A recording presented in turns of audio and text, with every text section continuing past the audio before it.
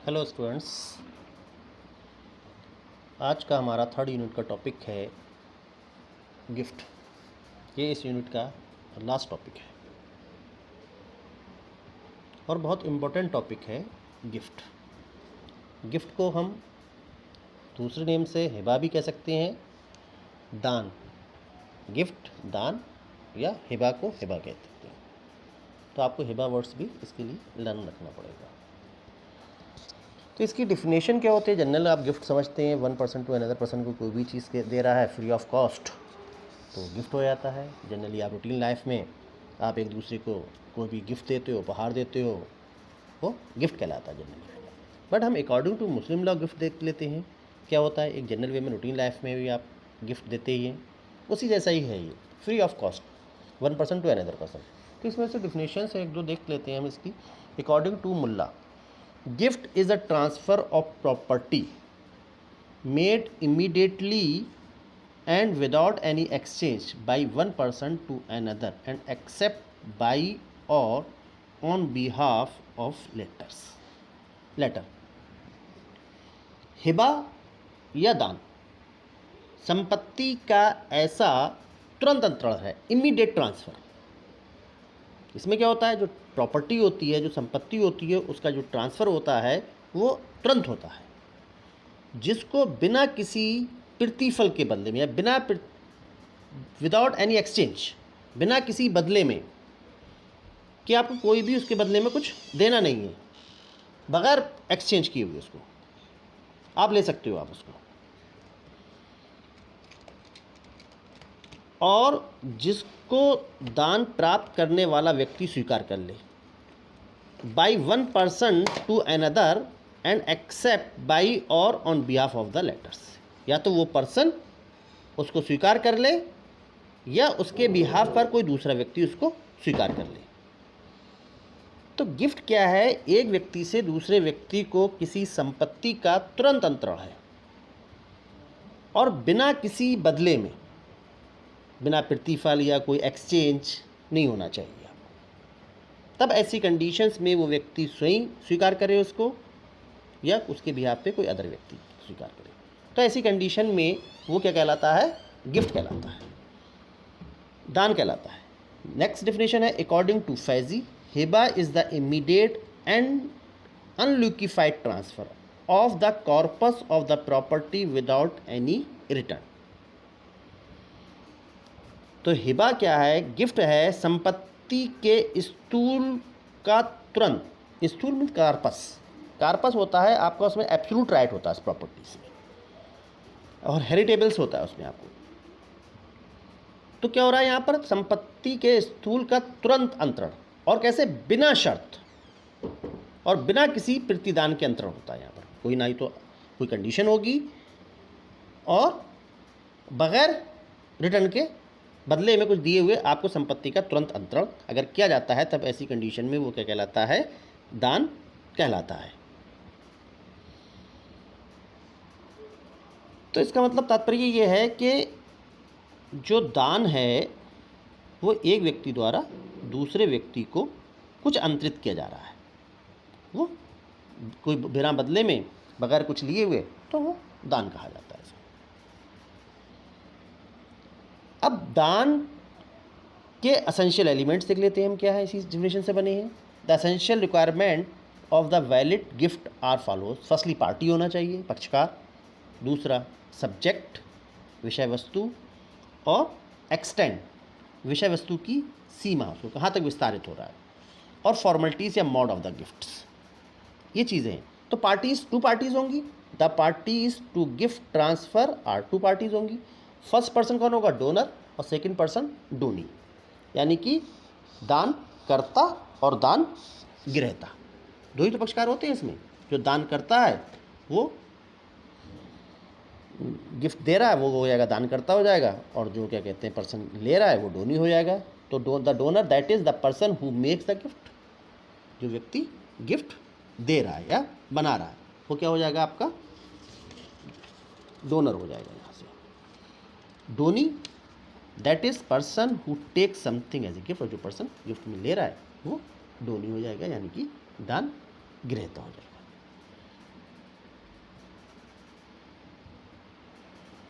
The donor की capacity क्या होना चाहिए? डोनर कैपेसिटी वही होगी attend the age of majority, जो कॉन्टैक्ट करने की होती है। मेजॉरिटी होना चाहिए, साउंड माइंड होना चाहिए, व्यस्क होना चाहिए, स्वच्छित होना चाहिए, और जो ट्रांजैक्शन कर रहा है उसको अंडरस्टैंड कर रहा है, उसके नेचर को समझ सके, और must be free and fraudulent और कर्सिव इन्फ्लुएंस। और उसको कैसा होना चाहिए? फ्री कंसेंट होना चाहिए, उसको फ्रॉडुलेंट नहीं होना चाहिए, ठीक है, कर्सिव नहीं होना चाहिए, प्रीपेडेंस से नहीं लेना चाहिए उसको।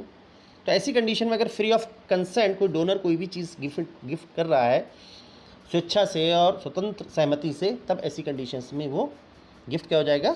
आपका वैलिड माना जाएगा। इसी में देख लेते हैं हम Husaina by versus Zohra by का केस था, बहुत अच्छा केसेस है।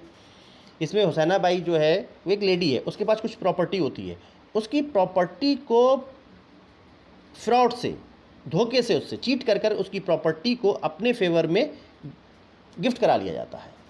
और वो एक पर्दानशी लेडी होती है, उसको नॉलेज ही नहीं होती है इस बारे में, और उसकी प्रॉपर्टी को धोखे से उसके फेवर में करा लिया जाता है गिफ्ट। तब ऐसी कंडीशन में कोर्ट ने कहा जो उसकी ट्रांसफ़र किया गया था उसकी कंसेंट जो थी यहाँ पर फ्री नहीं थी, और फ्री कंसेंट नहीं थी, और फ्रॉडुलेंट थी कंसेंट, यहाँ पर लिया गया, धोखे से लिया गया था उसको। तब ऐसी कंडीशन में जो गिफ्ट है ये वैलिड गिफ्ट नहीं होगा, ठीक है।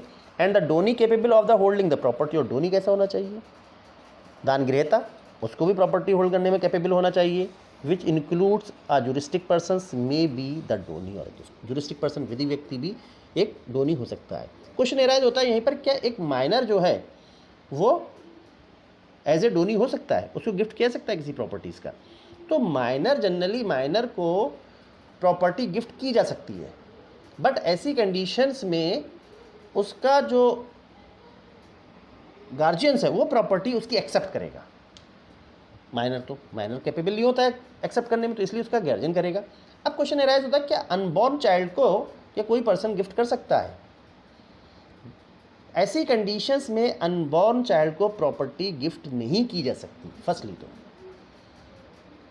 बट उसके लिए एक एक्सेप्शन है कि जिस डेट को गिफ्ट किया गया उसके विद इन 6 मंथ उसको बॉर्न होना जाना चाहिए। अगर विद इन 6 मंथ वो बॉर्न हो जाता तब ऐसी कंडीशन में वो वैलिड होगा, अदरवाइज वो वैलिड नहीं होगा, ठीक है। तो अनबॉर्न चाइल्ड कंडीशन में हो जाएगा। दूसरा आता है सब्जेक्ट, विषय वस्तु ऑफ द गिफ्ट की। The general principle is that subject of the gift anything over which dominate, कोई भी ऐसी चीज़ जिस पर अधिकार किया जा सके, वे वस्तु जो भी ऐसी वस्तु है जिस पर कोई भी अधिकार किया जा सके वो क्या होगी? आपकी गिफ्ट होगी, या आपका कब्जा किया जा सके उस पर, या तो एनीथिंग पजेशंस, या तो उसे कब्जा किया सके, या कोई आपका अधिकार है संपत्ति पर, तो वो आपकी क्या कहलाएगी? यहाँ से आपका अधिकार, स्वामित्व जो भी है वो उस पर वो प्रॉपर्टी गिफ्ट के फॉर्म में हो सकती है, जिसे पोजीशन कह सकता है, या कोई स्पेसिफिक एंटिटी हो, anything which exist either as a specific entity, कोई विशेष वस्तु है कोई, एंड इन्फोर्सेबल राइट, और उस पर कोई अधिकार का निष्पादित कराया सकता उस अधिकार को कोई भी। Anything which comes without the meaning of the word mal, और उसको क्या होना चाहिए? माल होना चाहिए वस्तु को। वस्तु अगर एज ए मॉल नहीं है तब वो नहीं, और माल जो है बहुत वाइड सेंस है उसमें मूवेबल, इमूवेबल प्रॉपर्टी और टैप्स प्रॉपर्टी, सारी प्रॉपर्टीज़ आ जाती है माल वर्ड्स। कॉर्पल, इनकॉर्पल प्रॉपर्टी, मूर्त, अमूर्त संपत्ति जो होती है वो सारी प्रॉपर्टीज़ इस पर आ जाती हैं। और गिफ्ट के अंदर सब्जेक्ट मैटर होगा, जो वस्तु होगी उसको एग्जिस्ट करना चाहिए उस प्रॉपर्टीज़ को, यानी कि अस्तित्व में होना चाहिए। इन फ्यूचर में आने वाली कोई प्रॉपर्टी है तब ऐसी कंडीशन में वो एज ए विषय वस्तु नहीं हो सकती गिफ्ट, उसका गिफ्ट नहीं किया सकता है। तो इसका मतलब जो प्रॉपर्टी का आपको गिफ्ट कर रहे हैं उस प्रॉपर्टीज़ को आपको क्या होना चाहिए? एग्जिस्टेंस में होना चाहिए, तभी उसका गिफ्ट हो सकता है, अदरवाइज उसका गिफ्ट नहीं हो सकता। अब आती है हमारी सीमा कि जो गिफ्ट किया जा रहा है उसकी लिमिटेशंस क्या है, उसकी सीमा क्या है। तब ऐसी कंडीशंस में हम बात करते हैं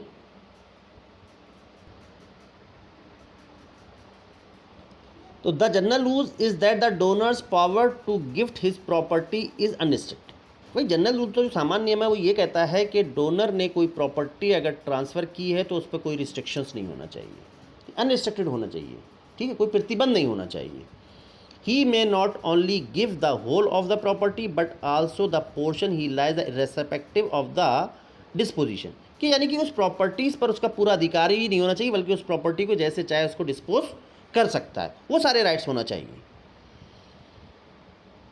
और वो प्रॉपर्टी कैसे होना चाहिए, हेरिटेबल्स होना चाहिए, उत्तराधिकार होना चाहिए उसको, कि भाई जैसा चाहे उस प्रॉपर्टी आपने उस प्रॉपर्टी को ट्रांसफर कर दी, उसका प्रॉपर्टी में उसका एब्सोल्यूट राइट होना चाहिए, पूर्ण राइट होना चाहिए, लिमिटेड राइट नहीं होना चाहिए उसको, और वो हेरिटेबल्स होना चाहिए, उत्तराधिकार योग होना चाहिए, तभी वो प्रॉपर्टी क्या कहते हैं, एक्सटेंड रूल्स होगा, सीमा होगी, लिमिट उसकी, अदरवाइज नहीं मानी। अगर आपके पास लिमिटेड राइट्स है तब ऐसी कंडीशन में वो प्रॉपर्टीज़ पे आपका राइट नहीं है। तो जो भी गिफ्ट किया जा रहा है उसका एब्सोल्यूट राइट होना चाहिए, आपके बाद आपके उत्तराधिकारी को वो प्रॉपर्टी मिल सके। एक होता है कॉर्पस, जिसको काय जिसको कहा गया था, स्थूल भाग कहा गया था पीछे, और एक होता है यूजुफ्रक्ट, फलोभोग। जो कॉर्पस होता है वो हेरिटेबल होता है, उसमें आपका एब्सोल्यूट राइट होता है उसमें, और जो फलोभोग होता है, यूजुफ्रक्ट होता है, वो आपको क्या होता है, एक लिमिटेड राइट होता है उसमें, प्रॉपर्टीज़ में उसमें आपको फॉर लाइफ के लिए वो प्रॉपर्टी देती है, वो हेरिटेबल प्रॉपर्टी नहीं है। वो प्रॉपर्टी में आप उसको यूज़ कर सकते हो, उस प्रॉपर्टी उससे बेनिफिट्स ले सकते हो, बट वो उत्तराधिकार योग नहीं होती है प्रॉपर्टी ऐसी, उसमें लिमिटेड राइट्स होती है। उसको जनरली हम आर्या कहा जाता है, गिफ्ट वर्ड यूज़ नहीं कर सकते, उसके लिए आर्या वर्ड यूज़ करते हैं, जिसमें लिमिटेड राइट्स रहती हैं ऐसी कंडीशंस में।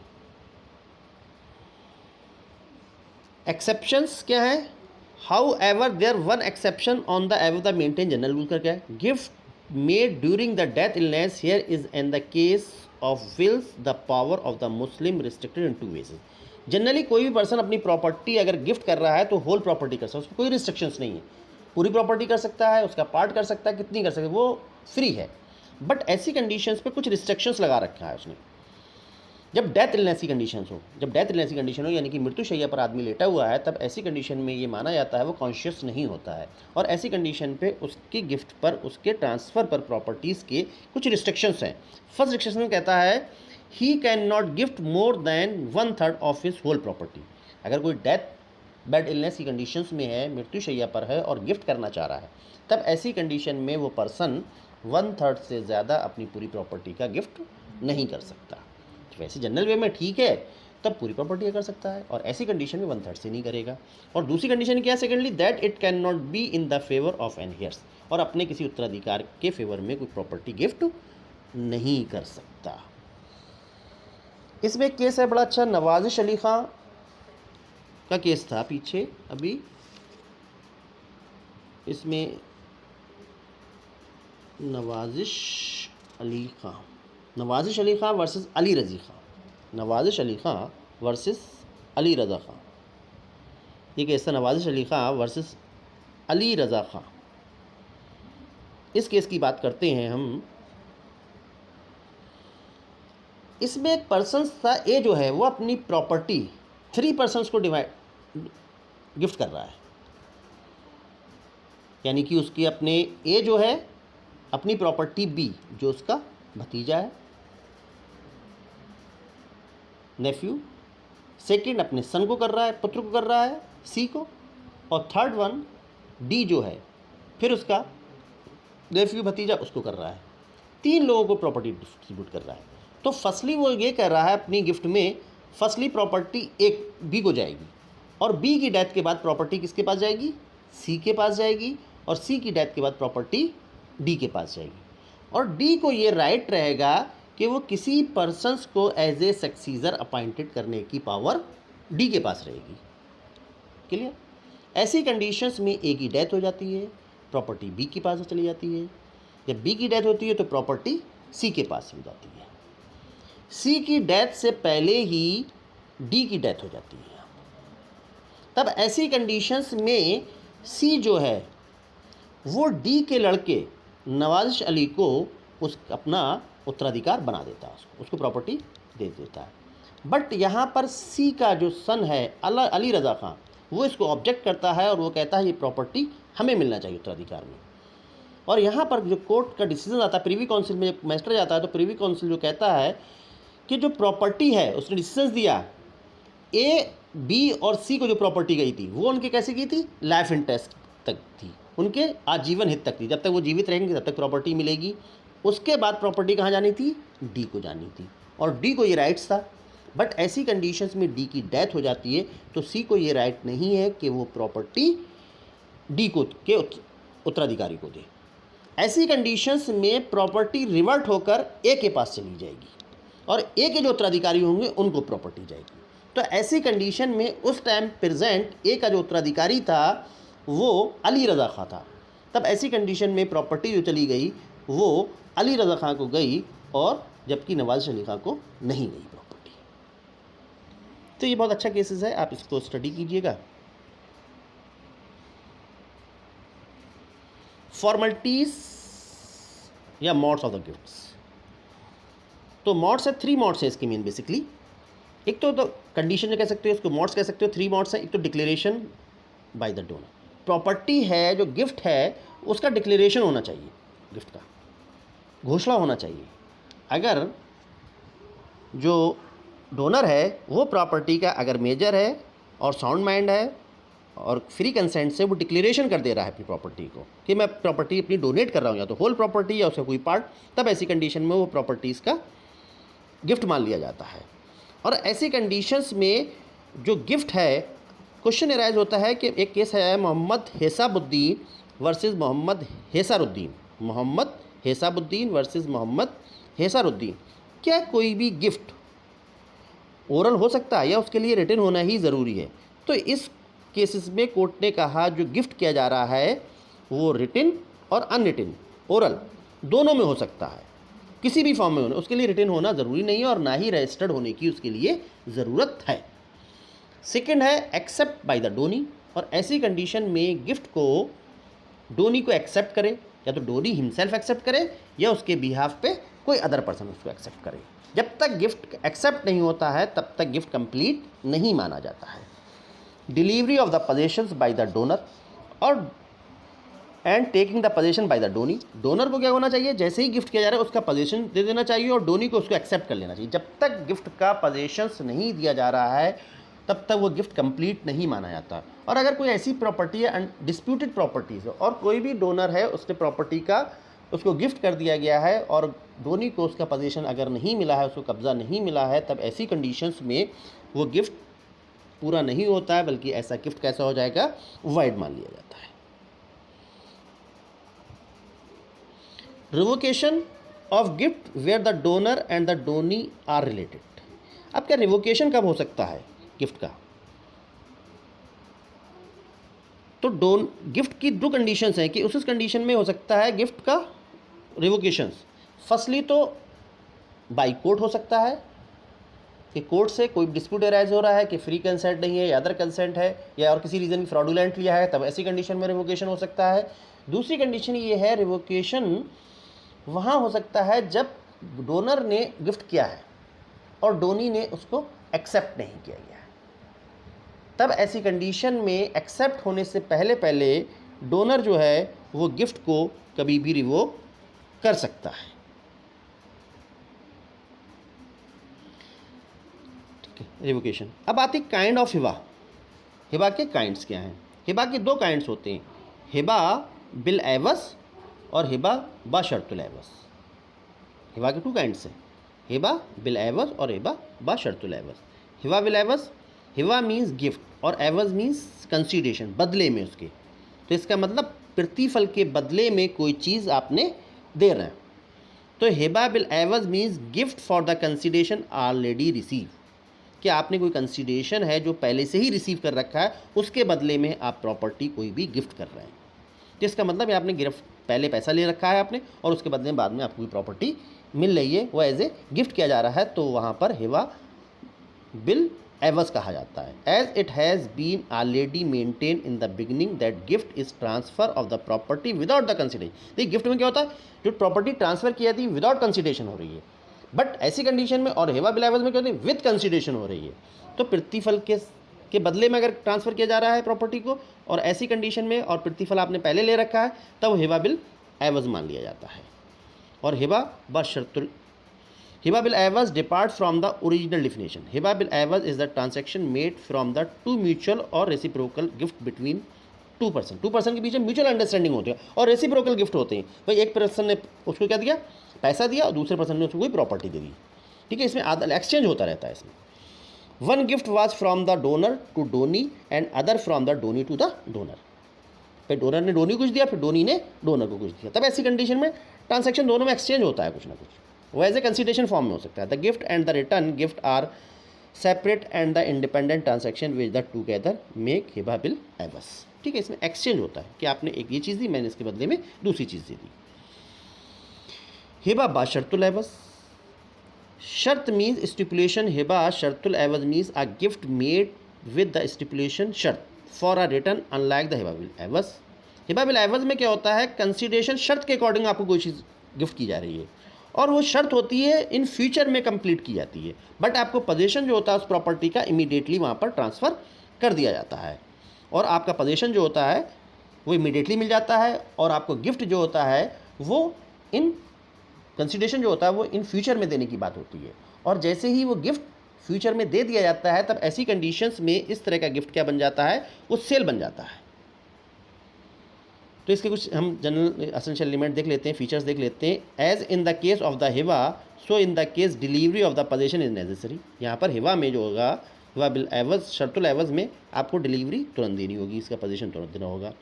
It is revocable until the एवज रिटर्न इज पेड।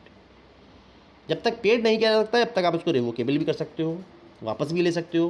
भाई इन फ्यूचर में बात हो रही है, आपको पेमेंट देने की, कंसिडरेशन देने की बात हो रही है या कंडीशन लगाई जा रही है, तो उससे पहले पहले आप इसको वापस ले सकते हो। The transaction when complete by the payment of एवज, ठीक है, पार्टेक्स एंड करेक्टर्स ऑफ सेल। भाई जब ये कब कंप्लीट हो जाता है, जब इसके बदले में आपको पेमेंट मिल जाता है। कंसिडरेशन वहाँ भी होता है, कंसिडरेशन यहाँ भी, कंसिडरेशन इन फ्यूचर में होता है यहाँ, और जैसे ही वो कंसिडरेशन मिल जाता है आपको, वो कंप्लीट मान लिया जाता है। एज इसका करेक्टर कैसा है, इसका नेचर कैसा है, एज सेल माना जाता है, विक्रय मान लिया जाता है। Kind of the property in can be given away where hiba can also be given where return एवज and return। कुछ नहीं, तो हिबा जो है वो किसी के बदले में आपने उसको दे दिया है और कंप्लीट मान लिया जाता है। तो इसके 2 काइंड्स हैं। तो ये इंपॉर्टेंट टॉपिक्स है, आप इसकी स्टडी कीजिए। कोई प्रॉब्लम्स होती है बाद में बात करते हैं। Okay, bye, have a good day.